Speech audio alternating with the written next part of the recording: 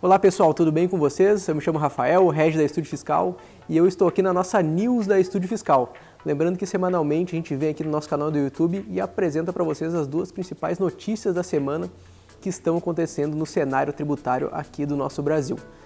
Antes de eu dar início às notícias, destacar com vocês que quem não segue o nosso canal no YouTube, segue a gente lá, tem muito conteúdo semanalmente, a gente lança muitos vídeos, muitas notícias, fatos relevantes que acontecem.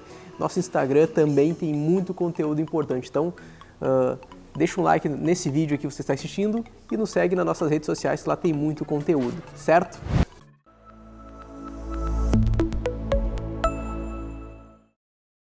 Então, como de praxe, eu e minha equipe, a gente sempre traz as duas principais notícias da semana sobre o que está acontecendo, certo?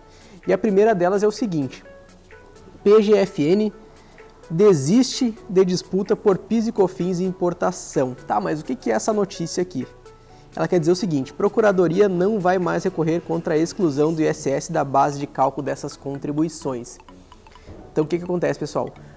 Depois que muitas teses são julgadas, surgem teses filhotes, certo?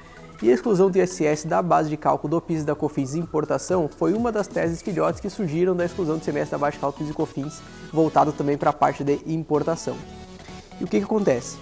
A PGFN, que é um dos órgãos regulamentários, podemos dizer assim, ela diz que se chegar uma demanda para debater esse assunto até ela não vai mais discutir isso, porque esse já é um assunto pacificado, um assunto que não é mais passível de discussão porque já virou administrativo.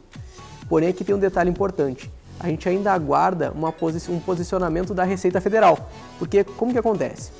Normalmente o STF ele toma uma decisão, então quando algo vira de jurídico, vira administrativo, o STF ele vai lá e ele toma uma decisão. Passa então para a PGFN, para a Procuradoria Geral, para ela dar o parecer dela, o aval dela, se ela vai continuar discutindo aquilo ali ou não. E por último, a Receita Federal, então, que é o principal órgão, que ele vai colocar instruções normativas, vai dar o parecer dele sobre o assunto. Então ele é um assunto quase administrativo já.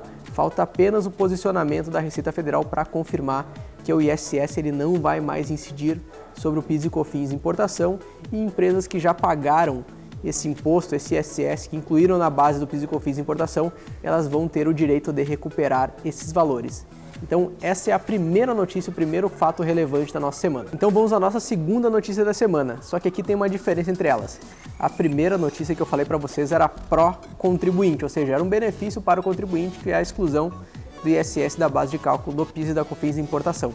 A segunda ela é pró-fisco, ela é contra o contribuinte, que diz o seguinte: a agenda do STF.